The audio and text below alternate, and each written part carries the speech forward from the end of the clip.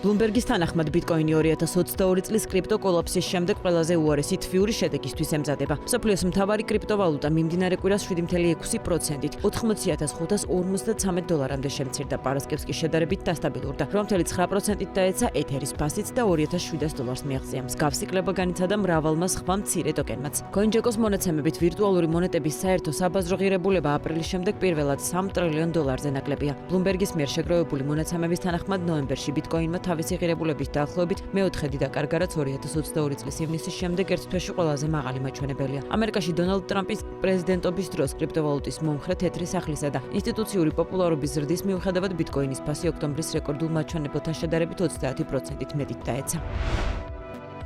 ხელოვნური ინტელექტის მონაცემთა ცენტრების გამო ელექტროენერგიაზე მოთხოვნის ზრდა მომდევნო 5 წლის განმავლობაში ენერგიის შემნახველ სისტემებზე მოთხოვნის ბუმს გამოიწვევს. ქარისა და მზის გენერაციის რყევების გამო კი უფრო მეტი ენერგიის შენახვა იქნება საჭირო. ამის შესახებ UBS Securities ანალიტიკურ პუბლიკაციაში ვკითხულობთ. UBS-ის ანალიტიკოსმა ბრიფინგზე განაცხადა, რომ ენერგიის შენახვის გლობალური მოთხოვნა 2026 წელს შესაძლოა წლიურად 40%-ით გაიზარდოს. საქმე ისაა, რომ განახლებადი წყაროები ენერგეტიკის ერთადერთი სეგმენტია, რომლის მნიშვნელოვანი ზრდაც ამერიკაში მომდევნო 5 წლის განმავლობაში მოსაოდნელი, თუმცა რადგან მწვანე ენერგიას ამერიკაში გარკვეული პერიოდულობით გამოიმუშავებენ, იზრდება ამ ენერგიის შემნახველი ბატარეების საჭიროებაც.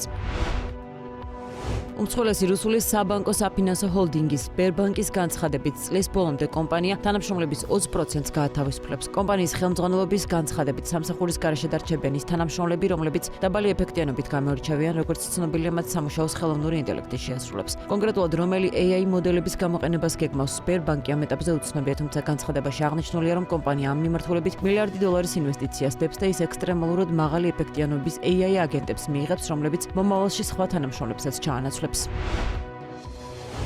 საფრანგეთი გეგმავს მომდევნო 30 წლის განმავლობაში თავისი მოსახლეობის წყალმომარაგებით უზრუნველყოფისთვის 2.5 მილიარდი ევრო დახარჯოს გვალვისა და წყლის რესურსზე მოთხოვნის ზრდის ფონზე. ამის შესახებ საბერძნეთის გარემოს დაცვის მინისტრმა ისაუბრა. საქმე ისაა, რომ საბერძნეთის ძირითადი ნაწილი, რომელიც ევროპის ყველაზე ცხელ წერტილშია განლაგებული, წლიურად 10 მილიარდ კუბურ მეტრ წყალს მოიხმარს. ბოლო წლებში განსაკუთრებულად ცხელი ზაფხულის, თბილი ზამთრისა და უნალექო ამინდების წინაშე დგას, რასაც მეცნიერები კლიმატის ცვლილებას მიაწერენ. ქვეყნის ცენტრალურ ნაწილში მოწყობილ რეზერვუარში კი, რომელიც დაახლოებით 10 მილიონ ადამიანს ამარაგებს, წყლის დონე ისტორიულ მინიმუმზეა.